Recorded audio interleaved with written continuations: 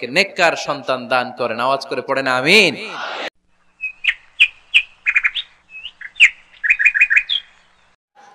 সবাই পড়েন আমার সাথে, রব্বি লা তাযারনি ফারদান ওয়া আনতা খায়রুল ওয়ারিসিন। এর মানে হলো, আল্লাহ আপনি আমারে নিঃসন্তান বানিয়ে এই দুনিয়ায় রাখবেন না, আপনি তো উত্তম উত্তরাধিকার তৈরিকারী, আপনি উত্তম সন্তান দানকারী, ঠিক কি না? আল্লাহ তাআলা সন্তান দেন, এজন্য আপনি দোয়া করবেন, এই দোয়াগুলো পড়বেন। রব্বি হাবলি মিনাস সালিহিন, আমার সাথে সাথে আওয়াজ করে পড়েন, রব্বি হাবলি মিনাস সালিহিন। কেউ বাদ যাবেন না, আওয়াজ করে সবাই পড়ুন, রব্বি হাবলি মিনাস সালিহিন। এর অর্থ হচ্ছে, হে আল্লাহ আপনি আমাকে নেককার সন্তান দান করেন। আওয়াজ করে পড়েন আমিন। নেককার স্ত্রী, নেককার সন্তান আল্লাহর কাছে চাইতে হয় ভাইয়েরা, না চাইলে পাওয়া যায় না। তাহলে এক নম্বরে ভালো মায়ের ব্যবস্থা করলাম সন্তানের জন্য, দুই নম্বরে আমরা আল্লাহর কাছে দোয়া করলাম, তিন নম্বরে আল্লাহ দোয়ায় সাড়া দিলেন, আল্লাহ ছেলে বা মেয়ে কিছু একটা দিলেন, তখন শুকরিয়া করবেন কার? নাকি না শুকরি করবেন?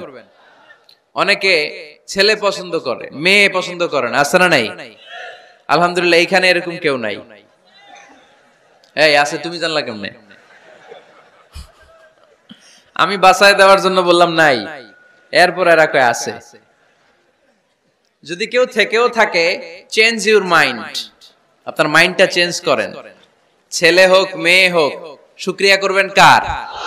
কারণ পৃথিবীর এই যে বড় বড় বিজ্ঞানীরা মাইক বানাতে পারে, মোবাইল বানাতে পারে, কম্পিউটার বানাতে পারে, রকেট বানাতে পারে, জেট প্লেন বানাতে পারে, হেলিকপ্টার বানাতে পারে, কিন্তু পৃথিবীর সব বিজ্ঞানীরা মিলে একটা বাচ্চা বানাতে পারবে? একটা সন্তান বানাতে পারবে? আর্টিফিশিয়াল মাঝে মাঝে রোবট বানায়। একটা রোবট আসছিল আমাদের দেশে, সোফিয়া নামে, মনে আছে? এরকম আরো ডেভেলপড রোবট তারা বানিয়েছে, কিন্তু এগুলোও কাজ করে না। এদিকে যাইতে কইলে মাঝে মাঝে ওদিকে চলে যায়। আর এগুলোর সিস্টেম সফটওয়্যার ভিতরে ঢুকাই দিতে হয়, সফটওয়্যারে যা, এর বাইরে কিছু বলতে পারে না।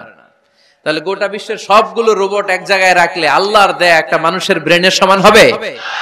এই পৃথিবীর সবচেয়ে পাওয়ারফুল কম্পিউটারের নাম হচ্ছে দি ক্রে-1 সুপার কম্পিউটার। আমেরিকার মিলিটারি বেজে বিভিন্ন ম্যাথমেটিক্যাল ইকুয়েশন ড্র করার জন্য এই কম্পিউটার তারা ইউজ করে। এরকম 10,000 সুপার কম্পিউটার মিলেও একটা হিউম্যান ব্রেইনের সমান হবে না। চিল্লায় পড়েন সুবহানাল্লাহ। তাহলে ছেলে হোক মেয়ে হোক, শুকরিয়া করব কার? অনেকে ছেলে হইলে মহা খুশি, পাড়ার সবাইরে মিষ্টি খাওয়ায়, মেয়ে হইলে খুশি হয় না, আছে না নাই? এরকম করবেন না, কারণ আপনার হাতেও নাই, আপনার বউয়ের হাতেও নাই। কার হাতে? তো যেটা আল্লাহর হাতে, এটা নিয়ে আপনারা তো টেনশন কেন? আল্লাহর হাতে ছেড়ে দেন না। আবার অনেকে টানা ছেলে হইতেছে, 1 2 3 4, খালি দোয়া করে আল্লাহ একটা মেয়ে দাও, মেয়ে দাও। পঞ্চমবারে হইছে আবার ছেলে, আছে? আবার অনেকের টানা মেয়ে হইতেছে, 5টা মেয়ে, খালি দোয়া করে আল্লাহ একটা ছেলে দাও। ষষ্ঠবারও হইছে মেয়ে। এটা আমার হাতেও নাই, আপনার হাতেও নাই, ডাক্তারের হাতেও নাই। কার হাতে? তো যারটা যার হাতে, এর হাতে ছেড়ে দেন। পারবেন নাকি না শুকরি করবেন? আল্লাহ বলে, খবরদার, দুনিয়ার সবাই অনেক কিছু বানাতে পারে, অনেক কিছু তৈরি করতে পারে, কিন্তু একটা সন্তান দিতে পারে না। তুমি 6টা ছেলে পাওয়ার কারণে না শুকরি করো, মেয়ের জন্য আমার বিরুদ্ধে কথা বলো। এমন অনেক দম্পতি আছে 20 বছর কেঁদে কেঁদে জীবনটারে শেষ করে দিল। আমি এমন পরীক্ষায় ফেলেছি, একটা সন্তানও তাদের দেই নাই। আল্লাহ অনেকের কিছু দেন নাই। ছেলে দেয় কে? সবাই বলতে হবে, ছেলে দেয় কে? মেয়ে দেয় কে? ছেলে মেয়ে দুইটাই দেয় কে? আবার কাউরে ছেলেও দেন না, মেয়েও দেন না, তিনি কে?